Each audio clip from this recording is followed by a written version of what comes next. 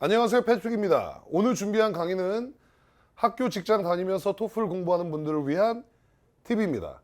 즉 오전 오후에는 학교 또는 직장에서 일하시고 퇴근 집에 오셔서 공부를 조금씩 하시면서 토플 점수를 만들고 싶은 분들을 위한 팁이에요. 6가지가 될 텐데 이 6가지만 잘 지키셔도 결국은 시간이 많이 단축될 수 있을 겁니다. 자, 보겠습니다. 첫 번째, 공부하는 시간보다는 공부량을 목표로 설정해야 합니다라고 돼 있어요. 이게 무슨 의미인지 저에게 있었던 일화를 하나 설명을 해드리자면, 제가 옛날에 이제 무에타이라는 운동 있죠? 네, 태국 전통 운동이 있는데 요거를 제가 이제 열심히 했던 기간이 있어요. 그래서 이제 같이 시작했던 분들이 있는데 뭐 한 6개월을 했어요. 예를 들어서 똑같이 하루에 2시간씩.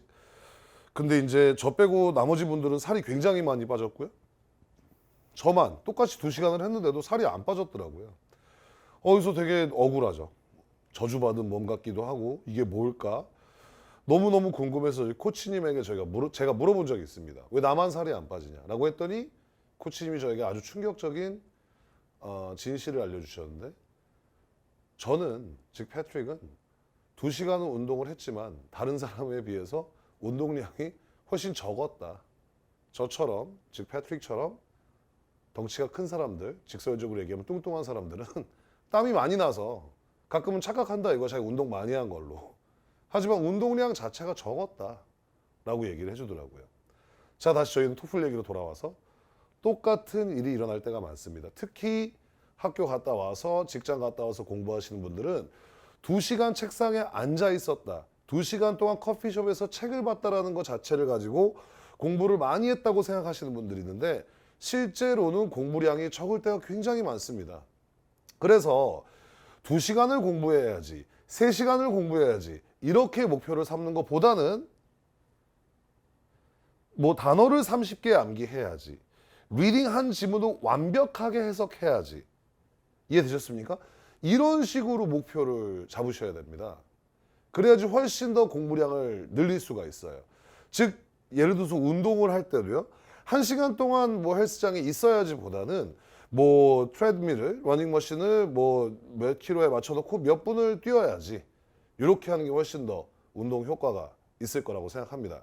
별거 아닌 것 같지만 매일매일 공부 계획을 짤 때 이런 식으로 공부량으로 목표를 설정하셔야지 훨씬 더 효과적인 학습이 될 거고 훨씬 더 공부량이 늘어나게 될 거다라고 일단 첫 번째 조언을 드리겠습니다. 별거 아닌 것 같은데 여러분 정말 도움됩니다. 다음 봅시다. 근거가 없이 답을 선택하지 말아야 합니다 라고 했어요. 자, 보세요. 그러니까 아주 쉽게 얘기하면은 여러분이 리딩 문제를 풀고 리스닝 문제를 풀 때 보기가 4개죠.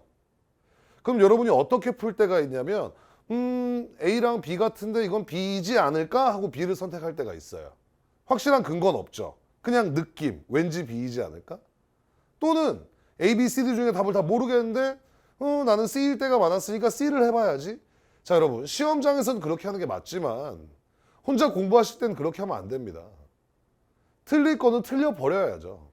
즉 기억하세요. 문제를 푸실 때 확실한 근거로 답을 선택할 수 없다면 틀렸다고 가정하고 왜 틀렸나를 분석을 해보셔야 됩니다. 여러분이 어떤 답을 선택하더라도 25%의 확률로 여러분 정답을 선택할 수가 있습니다.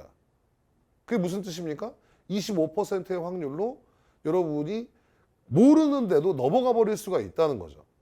그렇게 되다 보면은 굉장히 안 좋아지겠죠. 실력이 늘지가 않겠죠. 결국 실력이 진정으로 늘어야지 토플을 더 잘 볼 수가 있는 거기 때문에 혼자 공부하실 때 추측을 하면서 맞았다는 걸 좋아하지 말라. 이게 2번째인 겁니다. 이해되셨죠? 굉장히 중요합니다. 이건 학원에서 공부하시는 분들한테도 항상 하는 얘기예요. 시험장에서는 몰라도 찍어야겠지만 혼자 공부하실 때 또는 연습할 때는 확실한 이유가 없을 때는 답을 선택하지 말아라. 틀렸다고 가정하고 공부를 해라 이거죠. 아시겠습니까? 자, 다음 가보도록 합시다. 규칙적으로 공부해야 됩니다. 운동과 비슷하다. 매일 2배로 해야지, 내일 2배로 해야지 하는 순간이 망하는 순간이다. 이거 길게 설명하지 않아도 아시겠죠? 가장 흔하게 망하는 스토리죠. 내일 2배 해야지, 이번 주말에 몰아서 해야지. 여러분 그렇게 되지가 않습니다. 특히 직장 다니시고 학교 다니시면서 이게 피곤한 몸을 이끌고 공부를 해야 되는 건데 미루는 순간 거의 대부분 망하기 때문에 짧게라도 하루에 30분, 1시간이라도 공부를 하는 습관이 있으셔야 돼요.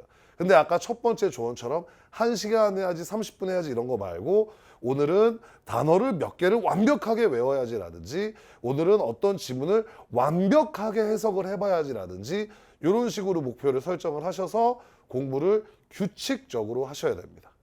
아시겠죠? 꼭꼭꼭 지키셔야 돼요. 다음, 교재에 단어 뜻을 적지 않습니다. 자, 그러니까 여러분들이 특히 인강 보시거나 뭐 이런 분들이 그러니까 인강에서 선생님이 지문을 해석을 해주고 이럴 때가 있죠. 그럼 교재에 단어 뜻을 적어버리는 분들이 있는데 여러분 이건 정말 제 전 영상에도 몇 번 얘기했지만 최악의 학습법 중 하나입니다. 여러분이 교재에 단어 뜻을 적는 순간 복습이라는 걸 포기하게 되는 겁니다.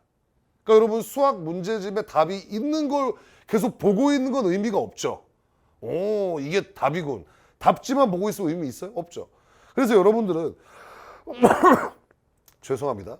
리딩을 풀 때 모르는 단어가 나오면 따로 공책에 모으셔야 돼요. 모르는 단어만.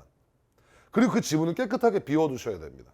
그래야지 일단 그 공책에 여러분 모르는 단어가 모아져 있을 거고 나중에 그 깨끗한 지문을 보면서 혹시 해석이 계속 안 되는 건 아닌지 확인을 해볼 수가 있겠죠.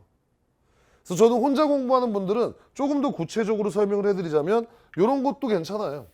아예 리딩, 리스닝 문제집을 풀 때 처음에는 교재는 건드리지 않는 거예요. 전부 공책에 정리하면서 푸는 거예요. 답이 뭐였고 모르는 단어는 뭐였고 전부 공책에 정리를 해놓고 책은 깨끗한 거죠. 그리고 한 달 정도 공부한 후에 다시 한번 그 리스닝 문제집을 풀어봅니다. 또는 2달 후에.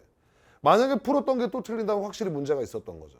이런 식으로 내가 어떤 부분을 모르는지를 찾아내는 것이 공부이기 때문에 이런 식으로 단어 뜻을 교재에 적거나 이렇게 하지 않으시는 것을 추천해드립니다. 아시겠죠? 다음, 스피킹 라이팅 공부를 미루지 마세요. 혼자 공부하시는 분들이 가장 두려워하죠. 스피킹 라이팅 영어로 말해야 되고 글 쓰고 봐주는 사람도 없고 또 어떤 분들이 있냐? 결국 스피킹 라이팅은 템플릿 외워서 뭐 하면 다 돼. 요런 거를 믿고 오케이 스피킹 라이팅 마지막 일주일에 올인한다. 여러분 절대 그렇게 되지 않습니다. 자 여기서 재밌는 얘기를 하나 해드리면은 오늘이 2019년 8월 말입니다. 정확히 날짜가 20 며칠이에요. 근데 이제 지금 2019년 8월부터 새로운 토플이 시작이 됐고요. 2번의 결과가 나왔습니다. 라이팅은 어떤 변화가 없었죠. 문제 유형에서는. 하지만 지금 2번 점수가 나오는 걸 보니까 확실한데요. ETS가 채점 기준을 굉장히 뭐라고 어떤 단어를 선택해야 될까요? 채점 기준을 좀 바꿨습니다. 그러니까 좀 더 논리를 많이 봐요. 더 쉽게 얘기하면 템플릿을 잡아내고 싶은 게 되게 보입니다. 그러니까 말도 안 되게 템플릿 때려박는 것을 이제는 확실히 점수를 주고 싶지 않다라는 것을 전부터 하긴 했지만 2번부터는 더 확실하게 점수로 그걸 표현하고 있기 때문에 꾸준하게 스피킹 라이팅 연습을 미리미리 해야 돼요.